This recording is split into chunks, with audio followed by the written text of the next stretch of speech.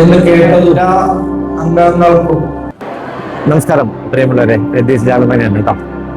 ഞാനിന്ന് പട്ടാമ്പി അണ്ടലാടി എമ്പ്രാന്തി ക്ഷേമസഭയിലാണ് നിൽക്കുന്നത്. ഇവിടെ സമൂഹ സത്യനാരായണ പൂജ നടന്നുകൊണ്ടിരിക്കുകയാണ്. അപ്പോൾ നമ്മൾ മുമ്പേ ഒരു വീഡിയോ ഞാൻ ചെയ്തിട്ടുണ്ടായിരുന്നു ശാരദാ പൂജയുടെ. അപ്പോൾ അതുപോലെ തന്നെ എല്ലാ വർഷവും ഇവിടെ ഗംഭീരമായിട്ട് സത്യനാരായണ മൂർത്തി, മഹാവിഷ്ണുവിന്റെ വേറൊരു അവതാരമാണ്. അപ്പോൾ ഈ സത്യനാരായണ മൂർത്തിയുടെ സത്യനാരായണ പൂജ അതിഗംഭീരമായിട്ട് ഇവിടെ നടന്നുകൊണ്ടിരിക്കുന്നുണ്ട്. അപ്പോൾ അതിന്റെ വിശേഷങ്ങളാണ് ഇന്ന് നമ്മളുടെ വീഡിയോയിൽ നമ്മൾ കാണിക്കുന്നത്. അപ്പോൾ ഈ ഒരു കലിയുഗത്തില് നാമജപത്തിന് അതുപോലെ കൂട്ടായിട്ടുള്ള പൂജകൾക്കൊക്കെ ഭയങ്കര ഒരു പ്രാധാന്യമുള്ള ഒരു കാലമാണ്. അപ്പോൾ ഈ എമ്പ്രാന്തി ക്ഷേമസഭയില് എല്ലാ വർഷവും സമൂഹ സത്യനാരായണ പൂജ നടത്താറുണ്ട്. ഇപ്പോൾ 2026 സമൂഹ സത്യനാരായണ പൂജയുടെ പ്രധാന ഭാഗങ്ങളൊക്കെ നമുക്കിന്ന് കാണാം. ഇത് പാലക്കാട് ജില്ലയിലെ പട്ടാമ്പിയിലുള്ള എമ്പ്രാന്തി ക്ഷേമസഭയുടെ വേദ പാഠശാല ആണ് കേട്ടോ. നമ്മൾ മുമ്പ് ഇവിടെ ഒരു വീഡിയോ ചെയ്തിട്ടുണ്ട് ശാരദാ പൂജയുടെ. അതിൻ്റെ ലിങ്ക് ഞാൻ ഇതിനൊപ്പം കൊടുക്കാം. അപ്പോൾ ഇത് നടക്കുന്നത് 2026 മാർച്ച് മാസം 1-ാം തീയതി ഞായറാഴ്ച രാവിലെയാണ് കേട്ടോ. സമയം ഒരു 7:30-8 മണിയാണ് ഈ സമയം. അപ്പോൾ രാവിലെ ഗണപതി ഹോമത്തോട് കൂടിയിട്ട് ഇവിടെ പൂജയൊക്കെ തുടങ്ങിയിട്ടുണ്ട്. എമ്പ്രാന്തിനിമാരുടെ ബന്ധുക്കള്, അവരുടെ ഓരോ യൂണിറ്റിലും അവരുടെ അംഗങ്ങൾ നടത്തുന്ന അവരുടേതായിട്ടുള്ള വ്യാപാരങ്ങൾ, അതായത് ചിലർ ഫോട്ടോ ചെയ്യുന്നുണ്ട്, ചില ആളുകൾ പിന്നെ കറി പൗഡറുകൾ, അങ്ങനെ പല കാര്യങ്ങളും ചെയ്യുന്നുണ്ട്. അപ്പം അത് അവർക്ക് അവരുടെ ബന്ധുക്കൾക്ക് കൊടുക്കുവാനും അറിയിക്കാനും ഒക്കെ വേണ്ടിയിട്ടുള്ള ഒരു സ്റ്റാളുകൾ ഇവിടെ സംവിധാനം ചെയ്തിട്ടുണ്ട്. അതാണ് ഇപ്പോൾ ഈ കാണുന്നത്.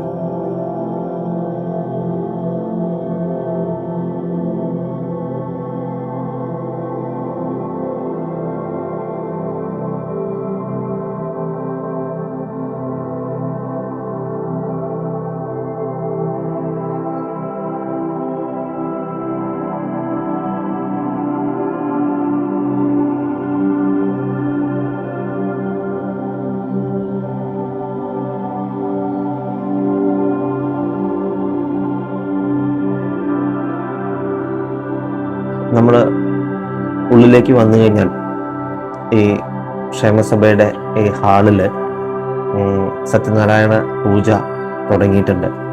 ഞാൻ നേരത്തെ പറഞ്ഞ പോലെ രാവിലെ ഗണപതി ഹോമത്തോടു കൂടി തുടങ്ങി പൂജ നടന്നുകൊണ്ടിരിക്കുകയാണ്.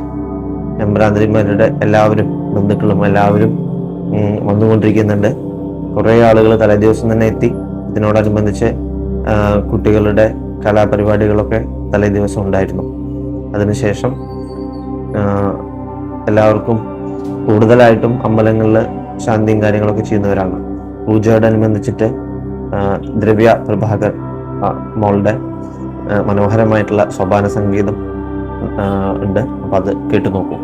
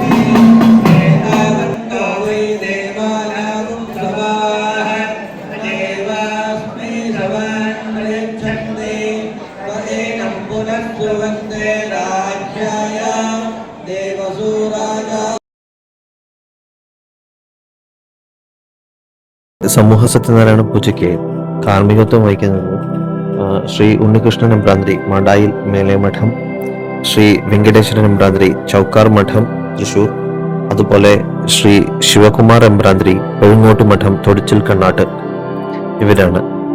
ഇപ്പോൾ നിങ്ങൾ കണ്ടുകൊണ്ടിരിക്കുന്നത് ശ്രീ ശിവകുമാർ എമ്പ്രാന്തിരി ഈ സത്യനാരായണ പൂജയുടെ മന്ത്രങ്ങളൊക്കെ പറഞ്ഞു കൊടുത്ത് ദമ്പതിമാർ വേണം ഈ പൂജ ചെയ്യാൻ.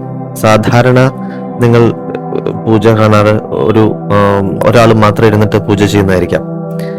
പക്ഷേ സത്യനാരായണ പൂജ എന്ന് പറയുമ്പോൾ ദമ്പതി സമേതനായിട്ട് വേണം അത് പൂജ ചെയ്യുന്ന അദ്ദേഹം പൂജ ചെയ്യേണ്ടത്. ഓരോ യൂണിറ്റിൽ നിന്നും തിരഞ്ഞെടുക്കുന്ന ദമ്പതിമാരാണ് സത്യനാരായണ പൂജ വർഷം തോറും ചെയ്യാറ്. ഇത്തവണ പെരിന്തൽമണ്ണ യൂണിറ്റിലെ ദമ്പതിമാരാണ് സത്യനാരായണ പൂജ ചെയ്യുന്നത്. ഞെരളത്ത് ശ്രീ സുബ്രഹ്മണ്യൻ എമ്പ്രാന്തിരിയും ബിന്ദു അന്തർജനവും അവരാണിപ്പോ പൂജ ചെയ്യുന്നത്.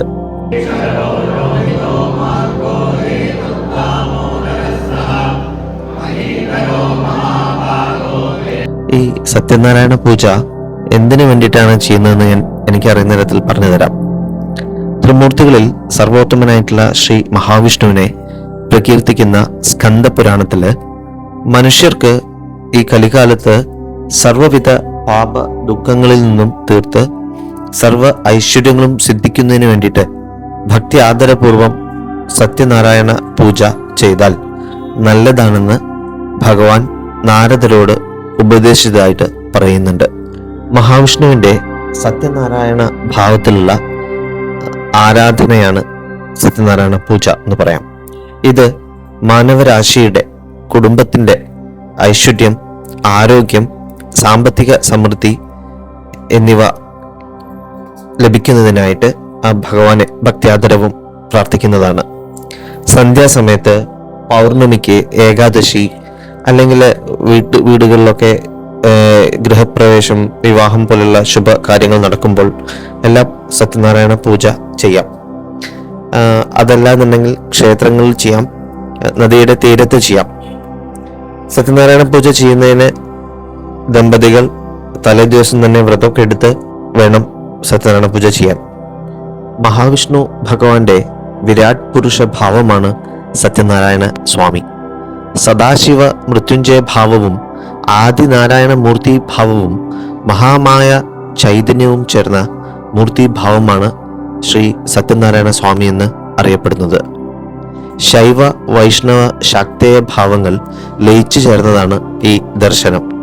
അതിനാൽ ഉപാസകർക്ക് സർവാഭിഷ്ട പ്രദായകമാണ് ഈ സത്യനാരായണ പൂജ. സർവവിധ പ്രയാസങ്ങളും നീക്കം ചെയ്ത് സകല ദുഃഖങ്ങളും മാറ്റി ആനന്ദം പ്രദാനം ചെയ്യുന്നതാണ് സത്യനാരായണ സ്വാമിയുടെ ഈ ഉപാസന. ഏതു കാലത്തും എവിടെയും ആർക്കും അനുഷ്ഠിക്കാവുന്നതും അതിവിശിഷ്ടവുമായ പൂജയും ആണ് സത്യനാരായണ പൂജ. സത്യപ്രധാനമായ ഈ അനുഷ്ഠാനം നടത്തുന്നവരോടുകൂടെ നിത്യവും മഹാലക്ഷ്മി ഉണ്ടാകും, സകലവിധ ഐശ്വര്യങ്ങളും അവർക്ക് പ്രദാനം ചെയ്യും എന്നാണ് വിശ്വാസം. സത്യനാരായണ പൂജയ്ക്ക് വ്രതം എടുത്ത് ഒരു ദിവസത്തെ ഒരിക്കൽ തലേദിവസം തന്നെ തുടങ്ങി പ്രധാന ഈ വെളുത്ത പക്ഷത്തിലാണ് സത്യനാരായണ പൂജ ചെയ്യുക. ബന്ധുക്കളെയും കുടുംബം എല്ലാവരെയും ഒന്നിച്ചിരുന്ന് സമൂഹമായിട്ടാണ് ഈ പൂജ ചെയ്യുക. സത്യനാരായണ പൂജ എന്നത് കൃതജ്ഞത പ്രകടിപ്പിക്കുന്നതിനും ദിവ്യാനുഗ്രഹം തേടുന്നതിനായിട്ട് നടത്തുന്ന ഒരു ഭക്തി നിർഭരമായിട്ടുള്ള ഒരു ആരാധന എന്ന് തന്നെ പറയാം. സത്യ എന്ന വാക്കിന്റെ അർത്ഥം സത്യം എന്നാണ്. നാരായണ എന്നത് പ്രപഞ്ചത്തിന്റെ പരമോന്നത സംരക്ഷകനെയാണ് സൂചിപ്പിക്കുന്നത്. സത്യനാരായണൻ ജീവിതത്തെ നീതിയിലേക്കും സമൃദ്ധിയിലേക്കും സമാധാനത്തിലേക്കും നയിക്കുന്ന ശാശ്വത സത്യത്തെ പ്രതിനിധീകരിക്കുന്നു. കലശ സ്ഥാപനം, പൂക്കള്, പഴങ്ങള് കൊണ്ടുള്ള വിഷ്ണു പൂജ, സത്യനാരായണ കഥ വായിക്കുകയോ കേൾക്കുകയോ ചെയ്യുക, പ്രസാദം സമർപ്പിക്കുക, പ്രസാദം സ്വീകരിക്കുക, ആരതി, വിവിധ മന്ത്രങ്ങൾ കൊണ്ട് ആരതി ഒഴിയുക, ഇതൊക്കെ സത്യനാരായണ പൂജയുടെ പ്രത്യേകതയാണ് കേട്ടോ. വിശ്വാസവും ഭക്തിയും ശക്തിപ്പെടുത്തുന്നു. ഈ വേഗതയേറിയ ഈ കലികാലത്ത് ലോകത്ത് നമ്മൾ പലപ്പോഴും നമ്മുടെ ആന്തരിക വ്യക്തിത്വവുമായിട്ട് ബന്ധപ്പെടാൻ മറക്കുന്നു എന്ന് വേണമെങ്കിൽ പറയാൻ പറ്റും. എല്ലാവരും ആരാധിക്കും, പ്രാർത്ഥിക്കും, ക്ഷേത്രദർശനം ചെയ്യും, എല്ലാം ഉണ്ടായിരിക്കും. പക്ഷേ ഈ സത്യനാരായണ പൂജ പോലെയുള്ള പൂജകൾ ചെയ്യുമ്പോൾ പ്രാർത്ഥിക്കാനും ജപിക്കാനും ധ്യാനിക്കാനും ഒത്തുചേരുന്ന ഒരു പവിത്രമായിട്ടുള്ള ഒരു അന്തരീക്ഷം അവിടെ സൃഷ്ടിക്കപ്പെടുകയാണ് ചെയ്യുന്നത്. ഈ കൂട്ടായ ഭക്തി വിശ്വാസത്തെ ശക്തിപ്പെടുത്തുകയും മാനസിക വ്യക്തത കൊണ്ടുവരികയും ചെയ്യുന്നു. അതായത് സത്യം, ക്ഷമ, സത്യസന്ധത എന്നിവയാണ് വിജയകരമായ ജീവിതത്തിന്റെ അടിത്തറ എന്ന് ഓരോ സത്യനാരായണ പൂജ ചെയ്യുമ്പോഴും അത് ഭക്തരെ ഓർമ്മിപ്പിക്കുന്നു. നമ്മുടെ തടസ്സങ്ങളും നിഷേധാത്മകതയും നീക്കം ചെയ്യുകയും ജീവിതത്തിലെ പല ദുഷ്കരമായ ഘട്ടങ്ങളിലൂടെ കടന്നു പോകുമ്പോഴും ഈ സത്യനാരായണ സ്വാമിയിലുള്ള ഭക്തി കൊണ്ട് സത്യനാരായണ പൂജ എനിക്ക് ആ കാര്യം നിറവേറ്റിയാൽ, അല്ലെങ്കിൽ എൻ്റെ കാര്യം നന്നാക്കി ഞാൻ വിചാരിക്കുന്ന പോലെ ആയാൽ എനിക്ക് സത്യനാരായണ പൂജ ഞാൻ ചെയ്യാം എന്ന് പ്രാർത്ഥിക്കുമ്പോൾ ആ നമ്മളെ തടസ്സപ്പെടുത്തുന്ന അദൃശ്യമായിട്ടുള്ള തടസ്സങ്ങൾ, കർമ്മ തടസ്സങ്ങൾ എന്നിവ നീക്കം ചെയ്ത് ആചാരപരമായ സ്പന്ദനങ്ങൾ ആ സത്യനാരായണ പൂജ ചെയ്യുന്ന സ്ഥലത്തെ ശുദ്ധീകരിക്കുകയും പോസിറ്റീവ് എനർജി ക്ഷണിക്കുകയും സമാധാനത്തിൻ്റെയും ഐക്യത്തിൻ്റെയും അന്തരീക്ഷം സൃഷ്ടിക്കുകയും ചെയ്യുന്നു. അതിവിടെ ഈ പൂജയിൽ പങ്കെടുത്താൽ അല്ലെങ്കിൽ ഈ വീഡിയോ കണ്ടാൽ നിങ്ങൾക്ക് മനസ്സിലാവും. ഈ സത്യനാരായണ പൂജ ചെയ്യുന്നതിലൂടെ നമ്മളുടെ തൊഴിൽപരമായിട്ടുള്ള ഉയർച്ചയും സാമ്പത്തികമായിട്ടുള്ള സ്ഥിരതയും, നമ്മൾ പലതരത്തിലുള്ള അവസരങ്ങൾ നമ്മളിലേക്ക് എത്തുകയും നമ്മളുടെ ആശങ്കകൾ ദൈവത്തിൽ സമർപ്പിച്ച് ആ ദൈവമുണ്ട്, നമ്മൾക്ക് സത്യനാരായണ സ്വാമി ഉണ്ട് എന്നുള്ള വിശ്വാസത്തോടു കൂടി ഒന്നുകൂടി ഒരു ആത്മവിശ്വാസവും വ്യക്തതയും നമുക്ക് ലഭിക്കും.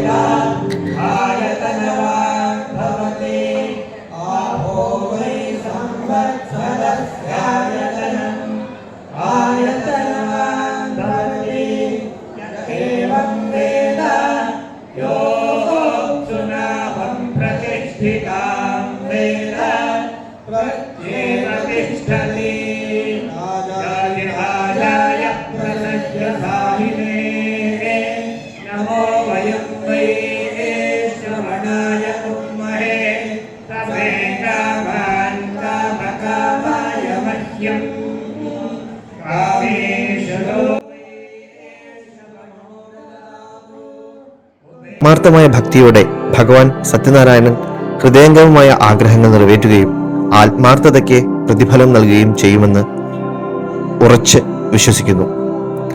നമ്മളുടെ കൃതജ്ഞത ബുദ്ധിമുട്ടുള്ള സമയങ്ങളിൽ മാത്രം നടത്തുന്ന മറ്റ് ആചാരങ്ങളിൽ നിന്നും വ്യത്യസ്തമായി സത്യനാരായണ പൂജ ആ നന്ദിയോടെ കൃതജ്ഞതയോടെ ഒരു പ്രകടനമായിട്ടാണ് ഈ പൂജ നടത്തുന്നത്. നമുക്ക് ആവശ്യമുള്ളതിന് മാത്രമല്ല, നമുക്ക് ഇതിനകം ഉള്ളതിനും ദൈവത്തിന് ഇപ്പോൾ ഉള്ള കാര്യങ്ങൾക്കും ദൈവത്തിന് നന്ദി പറയാൻ ഇത് നമ്മെ പഠിപ്പിക്കുന്നു.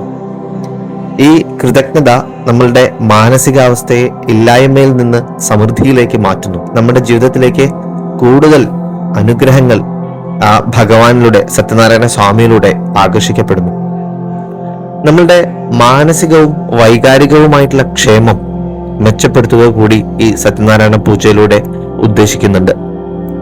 മാനസികമായിട്ടുള്ള ഒരു വ്യക്തത, വൈകാരികമായിട്ടുള്ള സ്ഥിരത, ആന്തരികമായിട്ടുള്ളൊരു ശക്തി, പോസിറ്റീവായിട്ടുള്ളൊരു മനോഭാവം, ഇതൊക്കെ നമ്മൾ സത്യനാരായണ പൂജ ചെയ്യുമ്പോൾ നമ്മളുടെ മനസ്സിനെ ശാന്തമാക്കി ഉത്കണ്ഠ, സമ്മർദ്ദം, അസ്വസ്ഥത ഇതൊക്കെ കുറച്ച് ഭക്തിയിലൂടെ നമ്മളുടെ മനസ്സ് ഈ പൂജ ചെയ്യുന്നതിലൂടെ വേറൊരു തലത്തിലേക്ക് ഉയരുന്നു എന്ന് തന്നെ വേണമെങ്കിൽ പറയാൻ പറ്റും. ഈ പൂജ ചെയ്യുന്ന സ്ഥലത്തെ പരിസ്ഥിതി, ധൂപവർഗം, അതല്ലെങ്കിൽ വിളക്കുകള്, മന്ത്രങ്ങള്, അതുപോലെ തന്നെ കലശത്തിലൂടെ ആ പുണ്യാഹ ജലം, ഇതൊക്കെ ഈ പൂജ കഴിഞ്ഞ് നമ്മൾ ഉപയോഗിക്കുന്നതിലൂടെ നമ്മളുടെ ചുറ്റുമുള്ള ആ ഒരു ഊർജത്തെ ശുദ്ധീകരിക്കുന്നു എന്ന് വേണമെങ്കിൽ പറയാൻ പറ്റും. ആ വേദവിശ്വാസങ്ങൾ അനുസരിച്ച് ഈ ആചാരങ്ങൾ നമ്മളെ ബാധിച്ച, നമ്മളുടെ അന്തരീക്ഷത്തെ ബാധിച്ചിട്ടുള്ള ഒരു നെഗറ്റീവ് വൈബ്രേഷനുകൾ നീക്കം ചെയ്ത് ദൈവികമായിട്ടുള്ളൊരു സംരക്ഷണം, ആ സത്യനാരായണ സ്വാമി നമ്മളെ സംരക്ഷിക്കുന്നു എന്നുള്ള ആ ആത്മീയമായി ശുദ്ധീകരിക്കപ്പെട്ട ഒരു സ്ഥലം, അന്തരീക്ഷം, നമ്മളുടെ ആരോഗ്യം, സമൃദ്ധി, സന്തോഷം ഇതൊക്കെ പ്രോത്സാഹിപ്പിക്കുന്നു. സത്യനാരായണ പൂജ ചെയ്യുമ്പോൾ കുറേ കാര്യങ്ങൾ ശ്രദ്ധിക്കാനുണ്ട്. സത്യനാരായണ പൂജ ഒരു ആചാരത്തേക്കാൾ അത് വിശ്വാസത്തിൻ്റെയും കൃതജ്ഞതയുടെയും ദൈവിക ബന്ധത്തിൻ്റെയും ആഘോഷമാണെന്ന് ഞാൻ പറഞ്ഞു. പ്രപഞ്ചത്തിൽ വിശ്വസിക്കാനും സത്യസന്ധത പുലർത്താനും ജീവിതത്തിലെ ഉയർച്ച താഴ്ചകൾ ക്ഷമയോടെ കാത്തിരിക്കാനും ഈ പൂജ നമ്മെ പഠിപ്പിക്കുന്നു. കാരണം ഈ പൂജയിൽ നമ്മൾ ഓരോ 7 കഥയാണ് ഉള്ളത്. അപ്പോൾ ഈ കഥയിൽ ഓരോ സമയത്തും സത്യനാരായണ സ്വാമി, സത്യനാരായണ പൂജ, ഇതിൻ്റെ പ്രസാദം സ്വീകരിക്കുക, അതുപോലെ തന്നെ എല്ലാം കാര്യങ്ങളും ഈ കഥകളിലൂടെ വിശദീകരിക്കുന്നുണ്ട്. ആത്മാർത്ഥതയോടെ അനുഷ്ഠിക്കുമ്പോൾ അത് ഭൗതിക അഭിവൃദ്ധി മാത്രമല്ല, വൈകാരിക സമൃദ്ധിയും ആത്മീയ വളർച്ചയും കൊണ്ടുവരും. സത്യനാരായണ പൂജയുടെ ആദ്യത്തെ കഥയിൽ പറയുന്നത്, ഒരു കാലത്ത് സർവ്വലോകത്തെയും അതിശയിപ്പിക്കുന്ന എല്ലാ ഋഷികളും കൂടി ചേർന്നിട്ടുള്ള നൈമിശാരണ്യം എന്ന് പറയുന്ന സുന്ദരമായിട്ടുള്ള വനത്തിലെ ഋഷിമാരുടെ ഒരു സഭായോഗം കൂടി.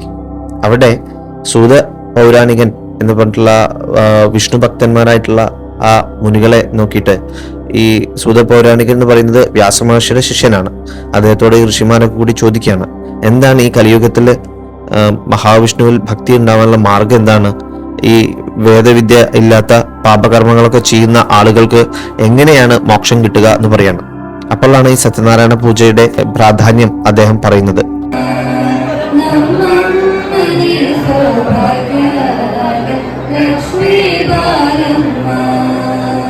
സത്യനാരായണ പൂജാവിധിയുമായിട്ട് ബന്ധപ്പെട്ടിട്ടുള്ള കഥകൾ, സത്യനാരായണന്റെ കഥകൾ നമ്മളോട് ശ്രവിക്കാൻ പോവുകയാണ്.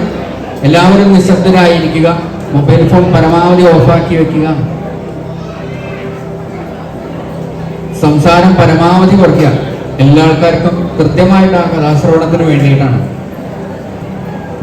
സമ്പത്തും ആരോഗ്യമൊക്കെ നശിക്കാനുള്ള സാഹചര്യം ഒരുക്കുമെന്ന് ഭഗവാൻ സ്വപ്നത്തിൽ വന്ന രാജാവിനെ ഭീഷണിപ്പെടുത്താറുണ്ട്.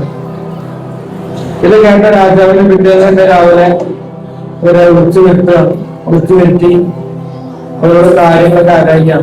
എന്താണ് കാര്യം, എന്താണ് ഇതൊക്കെ? അങ്ങനെ കണ്ടാൽ സാധാരണ ആളുകളെ പോലെ ഇല്ല, എന്നാൽ കള്ളന്മാരാണെന്ന് ചോദിച്ചു കഴിഞ്ഞാൽ അല്ലേ. അപ്പോ ഇവരുടെ കഥകളൊക്കെ ഇവര് പറയാണ്.